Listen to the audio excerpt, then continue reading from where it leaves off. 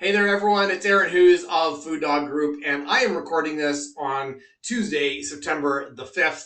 I am doing myself a favor because I'm going to post this on Wednesday, September the 6th, but I'm traveling for like most of the day. I get up at 4 in the morning, I got to catch a flight. I got to get to the airport at 4:30 and catch a flight. Shortly after that, I got like 12-ish hours, maybe 14 hours of travel. And so I'm recording this the day before, just in case I, get to my hotel room late. I'm tired. I'm not up for doing a video or whatever. This is, past Aaron helping out future Aaron. So in this video, I'm going to share with you a productivity tip. It's not mine. I'm actually just kind of passing along a recommendation so that if you want to improve your productivity, this tip, this strategy, this insight from this other expert is going to help you a lot. It's something I have learned from this person and then integrated into my own productivity and time management practices. And so I'm just sharing what I think is a great best practice with you so you can improve your time management. So I'm going to be talking today about two books that are written by this guy named David Allen. David Allen, here's his two books. Let me hold those up without the reflection so you can see them. This is his first book, written in 2001, called Getting Things Done. This is his second book, written in 2008, called Making It All Work. I would actually recommend that you read them in the opposite order that he published them. I would read this one first, Making It All Work, and then this one second, Getting Things Done. So Making It All Work is about having this, let's call it, I don't know what he calls it. I think he calls them levels of perspective. I might call them like a hierarchy of your attention.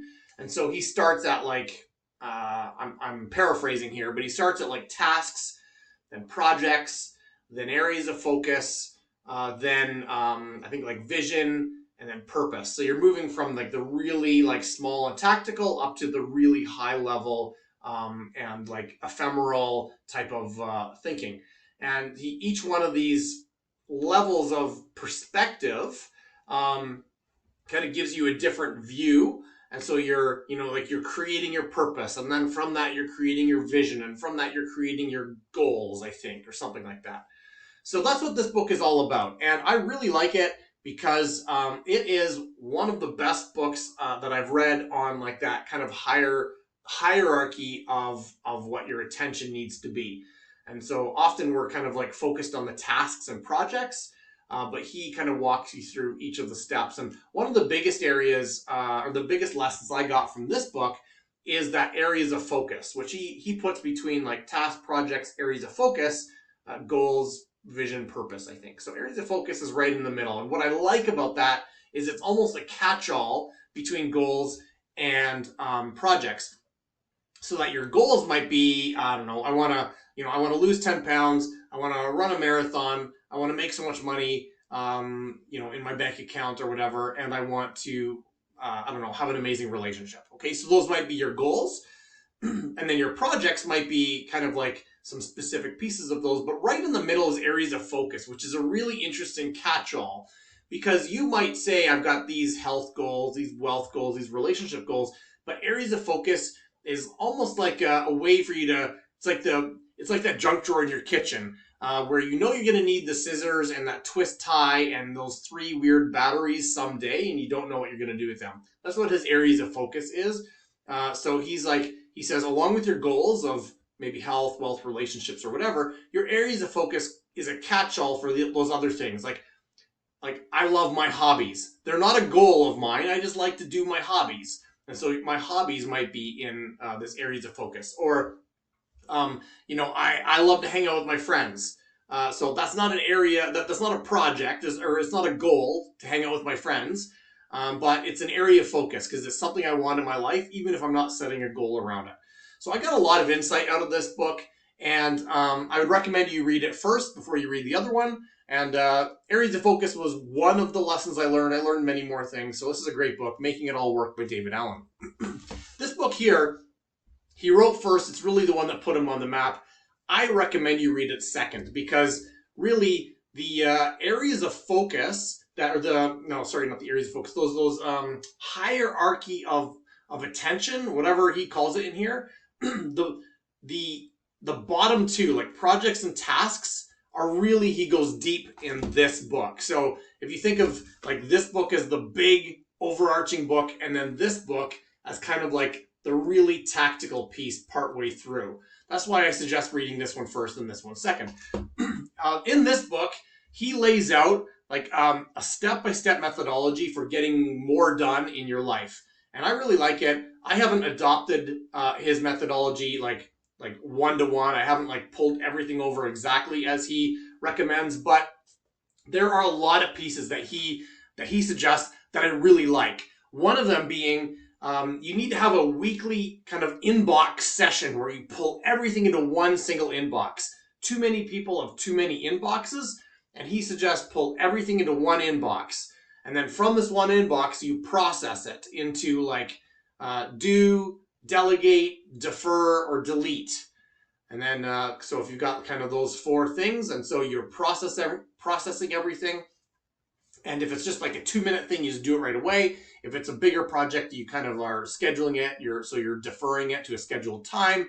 Was there something else in here that really stuck out to me? Oh, there's something else I was going to mention, and now it's gone. But the one big insight that I think a lot of people should take away is this this one inbox thinking. So too often we have so many inboxes in our life. We've got like our email inbox, we've got our social media inboxes, we've got like a note to ourselves that's stuck to the fridge. We've got maybe a spouse asking us to pick something up when we go to the store. We've got, this and that, the mail's coming in with bills that need to be paid. And we've got, maybe there's some other inbox that I'm not thinking of too. So all these inboxes in life. And he says that we get really scattered looking around trying to manage all of those inboxes, when really what we need to do is gather them together into one place and process them all at once.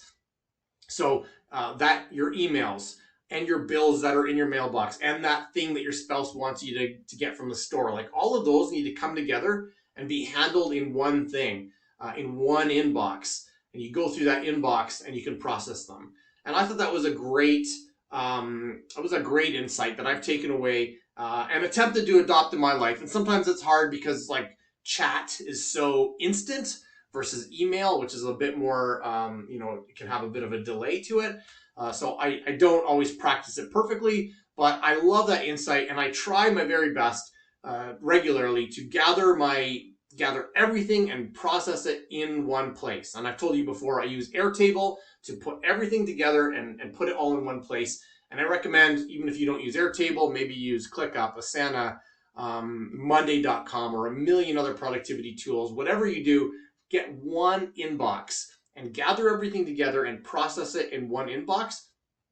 And that just creates so much more clarity and sanity and peace for you, because you're not dealing with the scattered things all over. You're putting it all in one and handling it all at once. I like that. It was a game changer for me. And I hope that you find it as insightful too. Anyway, those are just a couple of the insights that I got from these books. There's way more, and I hope that you read them and find stuff that you can use. You don't have to adopt everything he says. I didn't, and neither do you. So read and take what you can, and use it to become more efficient. Again, I suggest you read this book first. And it goes into some really high-level stuff like creating a purpose in your life and a vision in your life. I love that. That's exciting. So that's why I think you should read it first. This gets really tactical, but it really is the game changer that put David Allen on the map in the world of productivity. So I hope that was helpful for you. Pick up those 2 books, see what you can find on them, and I think you'll find some great insights that will help you get more done. All right, everyone, have an amazing day.